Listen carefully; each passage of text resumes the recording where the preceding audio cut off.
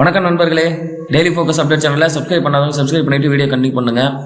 நேற்று நடைபெற்ற சட்டசபை கூட்டத்தில் பார்த்தீங்கன்னா கவர்னர் வழக்கம் போல் தன்னுடைய அரசினுடைய உரையை வாசிக்காமல் வெளியேறினார். அதாவது 2023 அரசின் உரையில் சில வரிகளை படிக்காமல் விட்டார். 24, 25 வாசிக்கல. இப்போ 26 முதல் கூட்டத்திலையும் வாசிக்காமல் போயிட்டார். அதுக்கு கவர்னர் மாளிகை 13 காரணம் சொல்லியிருக்காங்க, இதனால தான் நாங்கள் வாசிக்கல அப்படின்னு சொல்லிட்டு. அதில் வழக்கம் போல் முக்கியமாக முன்னாடியெல்லாம் சொன்ன காரணம் தேசிய கீதத்தை முதல்ல வாசிங்க அப்படின்னு சொல்லிடுறாரு. ஆனால் நம்மளுடைய நடைமுறையில் சட்டசபையில் முதல் நம்ம தமிழ் தாய் வாழ்த்தை பாடுறோம், அதுக்கப்புறம் லாஸ்ட்டாக தான் தேசிய கீதத்தை ஒலிக்கிறோம். ஆனால் அதை அவர் ஏற்றுக்க மாட்டேங்கிறாரு. அது இல்லாமல் அந்த அரசின் உரையில் பல தப்பு இருக்குது, இல்லாததெல்லாம் சொல்லியிருக்காங்க அப்படிங்கிற ஒரு காரணத்தை சொல்லியிருக்காரு.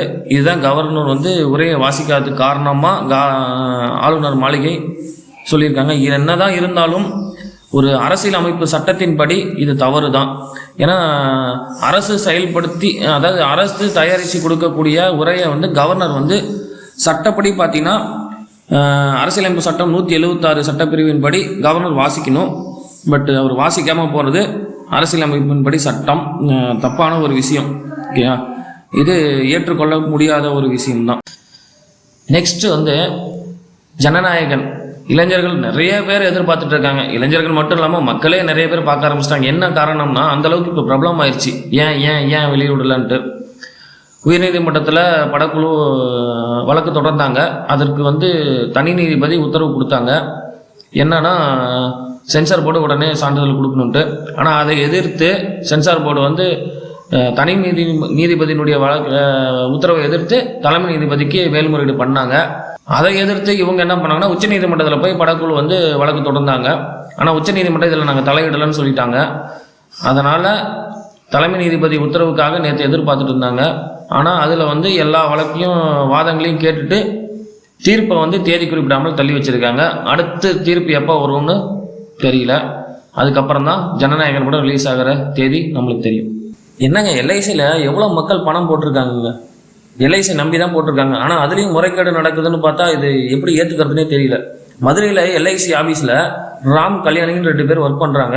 ராமுங்கிற அதிகாரி நிறைய, அதாவது எல்ஐசி பாலிசிதாரர்களுக்கு செல்லக்கூடிய பணத்தில் நிறைய முறைகேடு பண்ணியிருக்கிறதா சொல்லியிருக்காங்க. அதாவது அந்த கல்யாணிங்கிறவங்க ஒரு நேர்மையான அதிகாரியாக இருந்திருக்காங்க. அவங்க ப்ரொமோஷனில் அந்த எல்ஐசி அலுவலகத்துக்கு வந்திருந்திருக்காங்க. வந்ததுக்கப்புறமா இந்த ராமுங்கிறவர் பண்ண விஷயங்கள், முறைகேடுகள், அந்த ஆவணங்கள் எல்லாம் பார்த்துட்டு அந்த முறைகேடை மேலதிகாரிகிட்ட நடவடிக்கைக்காக தரப்போகிறதா சொல்லியிருந்திருக்காங்க. ஆனால் அதை பிடிக்காத அந்த ராமுங்கிற அதிகாரி அவங்க மேலேயும் அந்த சம்மந்தப்பட்ட ஆவணங்கள் மேலேயும் பெட்ரோல் ஊற்றி எரிக்க முயற்சி செஞ்சுருக்காரு. இதனால் பாவம் அந்த கல்யாணிங்கிறவங்க இறந்தே போயிட்டாங்க.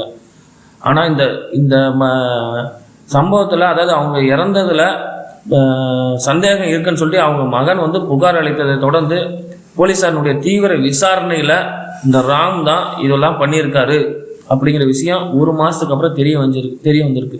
எப்படி தான் இந்த அதிகாரிகள் இருக்காங்கன்னு தெரியல. சம்மந்தப்பட்ட ஆவணங்களில் யார் யாருக்கெல்லாம் இழப்பீடு செல்லாமல் இருந்திருக்கோ அந்த இழப்பீடுலாம் திரும்பி பெற்று வழங்கப்பட்டால் நன்றாக இருக்கும்.